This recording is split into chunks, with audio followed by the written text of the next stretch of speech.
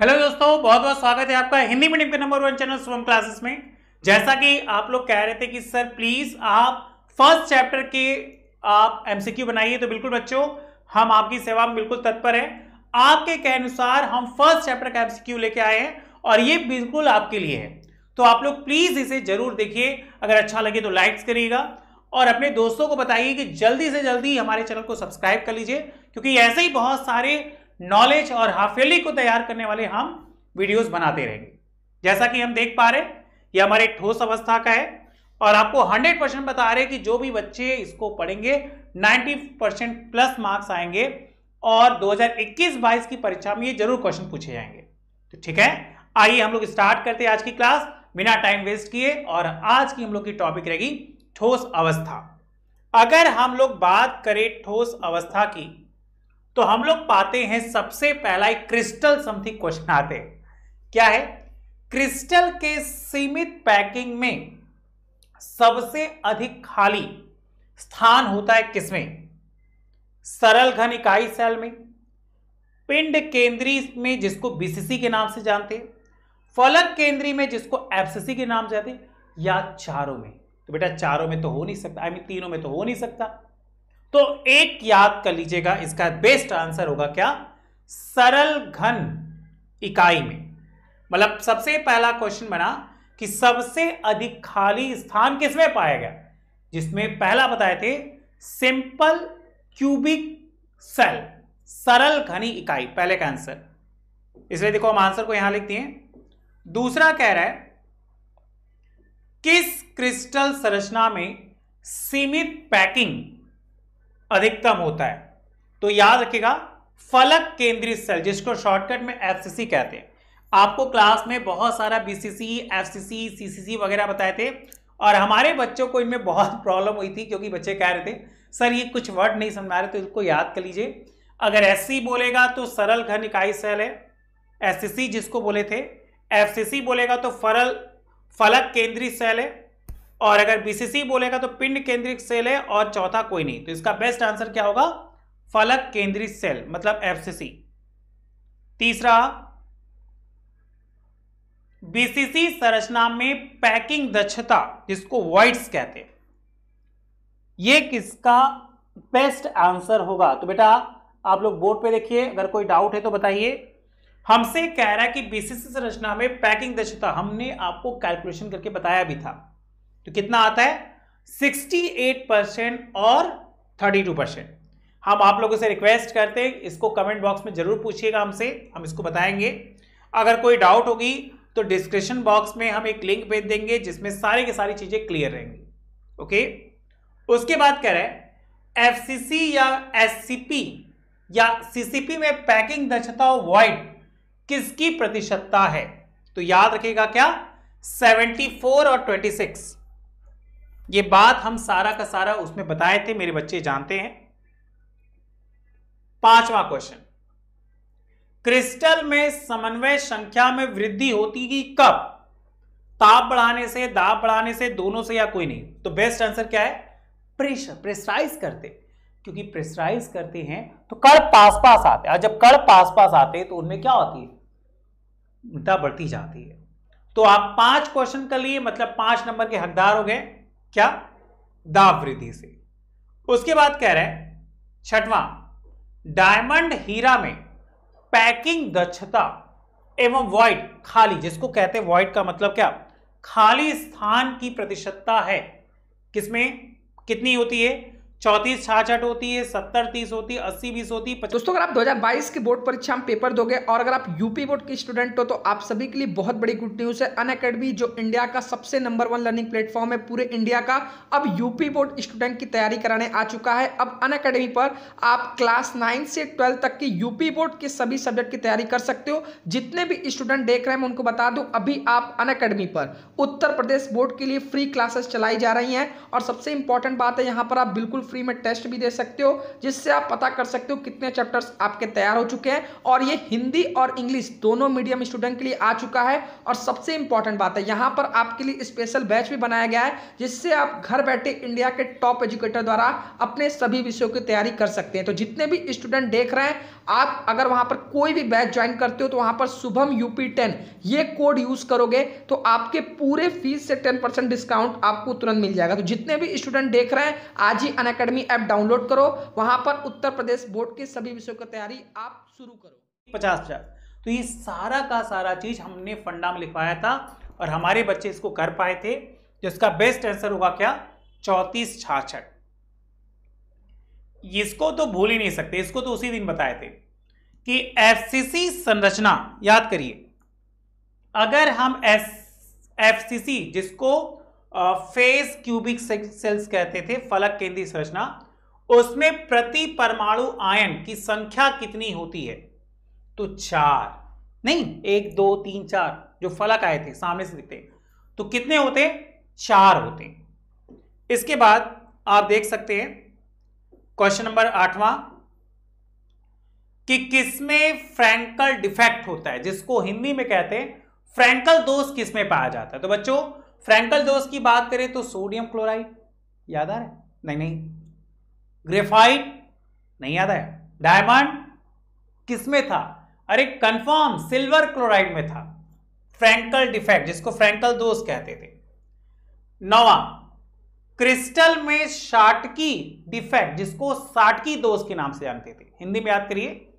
Crystal में साटकी दोष पाया जाता है कब? जब समान संख्या धनायन और ऋणायन गायब होता है, असमान संख्या में धनायन और ऋणायन गायब होता है, आयन इंडस्ट्रियल साइट्स पे फंसता है या क्रिस्टल का घनत्व तो बढ़ता है। तो याद रखिएगा साटकी दोष में क्या था कि समान संख्या धनायन और ऋणायन इसमें क्या हो जाता है? गायब। समझ में आ रहा है? क्या समान संख्या धनायन और ऋणायन क्या हो जाता है? गायब। इसके बाद क्रिस्टल में स्थान जालक की संख्या याद करिए, आपको बताए थे क्रिस्टल जालक के समूह बताए थे, क्रिस्टल जालक के फॉर्म बताए थे। तो क्रिस्टल जालक में मुख्य रूप से टोटल होते हैं कितने स्थान? 14। याद करिए FCC का कैलकुलेशन करने पे आया था कि 14 क्रिस्टल जालक थे। आप लोग से रिक्वेस्ट है बच्चा कि प्लीज कॉपी में नोट्स करते चलिए, क्योंकि नोट्स करते रहेंगे तो याद होता जाएगा। अगर आपको किसी भी क्वेश्चन में डाउट होगी तो कमेंट बॉक्स में जरूर कमेंट करिएगा, हम आपके कमेंट का जरूर रिप्लाई करेंगे। ठीक है। 11 नंबर सोडियम तथा पोटेशियम क्रिस्टलीकृत संरचना है किसकी? FCC, BCC, SC या ट्राइक्लिनिक? तो भूल गए?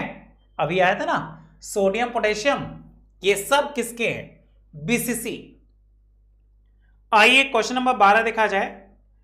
एक फॉर्मूला है लेड जिरकोनेट। अगर कोई आपसे पूछे कि लेड जिरकोनेट का फॉर्मूला बताइए तो आप लिखिएगा PbZrO3। ये लेड जिरकोनेट का फॉर्मूला है। ये इंग्लिश में ही पूछा जाता है कि एंटी फेरो इलेक्ट्रिक में पाया जाता है या फेरो इलेक्ट्रिक में पाया जाता है या डाई मैग्नेटिक में पाया जाता है या पैरामैग्नेटिक में।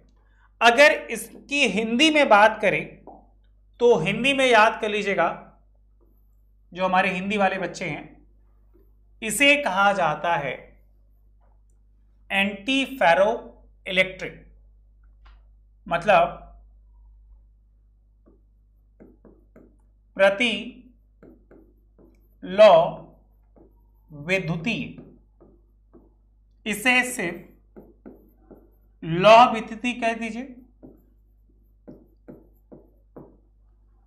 इसे अनुचुंबकी,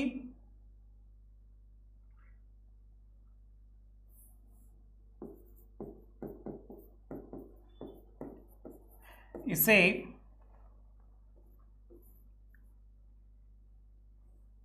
अनुचुंबकी, इसे प्रतिचुंबकी।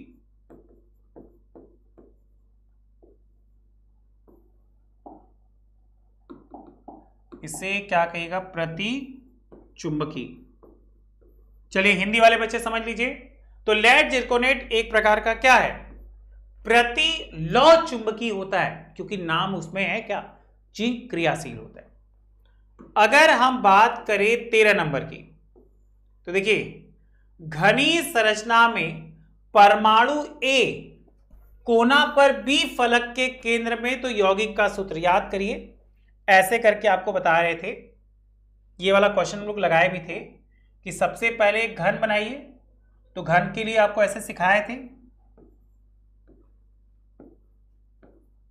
इसको ऐसे मर्ज कर दीजिए, इसको ऐसे मर्ज कर दीजिए, इसको ऐसे मर्ज कर दीजिए। आपसे कह रहा है कि घनी संरचना में परमाणु ए, अब जितने कोने हैं उन सब पे रखिए क्या, ए।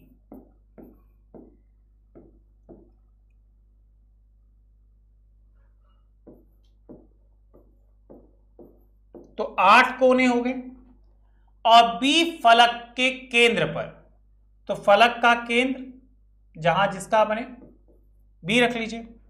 तो इसकी संरचना में टोटल जो फॉर्मूला बनेगा वो बनेगा AB3। याद आ रहा है, ये चीजें हमने आपको क्लास में बताई थी। आइए आगे चलते हैं। क्वेश्चन नंबर 14, घनी क्रिस्टल में एलिमेंट्री सिमेट्री की संख्या याद है कि भूल गए? तुम लोग बहुत भुलक्कड़ हो इसलिए भूल जाते हो। याद रखा करो कि घनी क्रिस्टल में एलिमेंट्री सिमेट्री की संख्या होती है बस 23। याद करिए जो क्वेश्चन सॉल्व कराए थे उसमें नहीं आया था AB3 और ये वाला 23। 15 क्वेश्चन, और ये 15 क्वेश्चन की बात करें, एनियन वैकेंसी में फंसे हुए इलेक्ट्रॉन को कहते हैं, ये नोट में करके आपको लिखवाए थे कि एनियन वैकेंसी में फंसे इलेक्ट्रॉन को कहा जाता है क्या, एफ सेंटर, जिसको हिंदी में कहते हैं एफ केंद्रक। एफ केंद्रक मतलब एनियन ऋणायन स्थान, इसमें क्या है, एफ केंद्रक। तो अगर 15 के 15 क्वेश्चन आपके हो गए सही, तो 15 क्वेश्चन मतलब 15 मार्क। अगर 15 में से 15 हो गए गलत, तो क्या मिला, गोल गोल अंडा। इसीलिए एमसीक्यू बहुत अच्छे से तैयार कर रहे हैं, और हमने आपके लिए 20-25 क्वेश्चन के एमसीक्यू तैयार करके लाए हैं, जो हमारे बच्चों को बहुत ज्यादा यूजफुल हो जाए उनके हाफ ईयरली के एग्जाम में। 16 देखिए, एफ सेंटर युक्त क्रिस्टल होता है कैसा, कलर्ड या पैरामैग्नेटिक होता है, एन टाइप का अर्धचालक होता है, निश्चित द्विध्रुव आघूर्ण युक्त होते हैं, या इनमें से सभी। तो इसका बेस्ट आंसर क्या हो जाएगा, इनमें से सभी। आइए 17 नंबर देखा जाए। ताप वृद्धि के साथ, मतलब जैसे जैसे ताप बढ़ाते हैं, तो ताप वृद्धि के साथ किसकी विद्युत चालकता में कमी आती है, सुचालक में, अर्धचालक में, कुचालक में, या कोई नहीं, तो किसमें, सुचालक। धातु कहते हैं ना कि धातु क्या होते हैं, सुचालक होते हैं, इसीलिए उनमें क्या है, विद्युत चालकता में कमी आती है। 18 नंबर, वह ठोस जिसमें साटकी और फ्रैंकल डिफेक्ट पाया जाता है, इसे हिंदी में कहा जाता है साटकी और फ्रैंकल दोष। और हमें ऐसा नहीं लगता कि हमारे बच्चे इससे भूल जाए कि साटकी और फ्रैंकल दोष किस में पाया जाता है। जल्दी से आप बताइए बेटा, हम बोर्ड से हट गए कि आप लिख लीजिए पूरा, अगर कोई डाउट है तो बताइएगा मुझे। तो क्या कहते हैं, किसमें, बिल्कुल AgBr, सिल्वर ब्रोमाइड में दोनों दोष पाया जाता है, ये एक्सेप्शन करके आपको लिखवाए थे। और आज के क्लास की सेकेंड लास्ट क्वेश्चन है 19वां, जिंक मतलब ZnO को गर्म करने पर, जिंक ऑक्साइड है, विद्युत चालकता पर क्या प्रभाव पड़ता है, घटता है, बढ़ता है, कभी घटता है, कभी बढ़ता है, या अपरिवर्तित रहता है। तो सबसे बेस्ट चालकता क्या होती है? ताप के द्वारा बढ़ा सकते हैं, तो आंसर क्या हो जाएगा? बढ़ती है। ठीक है, अगर वीडियो अच्छा लग रहा हो तो बेटा प्लीज लाइक्स करिएगा। जैसा कि कहते हैं कि लाइक्स आने पर मुझ में एनर्जी आ जाती है, तो जितने ज्यादा लाइक्स करेंगे उतना मुझे अच्छा लगेगा। ठीक है, और लास्ट 20, आज के क्लास की लास्ट 20 क्वेश्चन, 20 मार्क्स, और हमारे पूरे बच्चे 20 में से 20 नंबर पा गए। क्वेश्चन क्या है कि क्रिस्टल में, देखिए क्रिस्टल को इंग्लिश और हिंदी दोनों में एक ही कहते हैं, क्रिस्टल ही कहते हैं। तो क्रिस्टल में तल सममिति, अक्ष सममिति और केंद्र सममिति की संख्या का अनुपात, इसको मत भूलना, ये बहुत ही मोस्ट इंपॉर्टेंट है, 2012-2014 में आया गया है। ठीक है, तो क्या 9, 13 और 1, और इस तरह ये एमसीक्यू भी हो गया आपका क्या? फिनिश्ड। तो आज के लिए इतना ही। Thank you so much, bye bye. अगर आज का वीडियो अच्छा लगा तो प्लीज लाइक करिएगा। अगर आपके कोई भी डाउट्स हैं बेटा प्लीज कमेंट बॉक्स में जरूर कमेंट करिएगा, हम आपके कमेंट्स का बहुत इंतजार करेंगे। ठीक है, तो चलो, thank you so much, bye bye.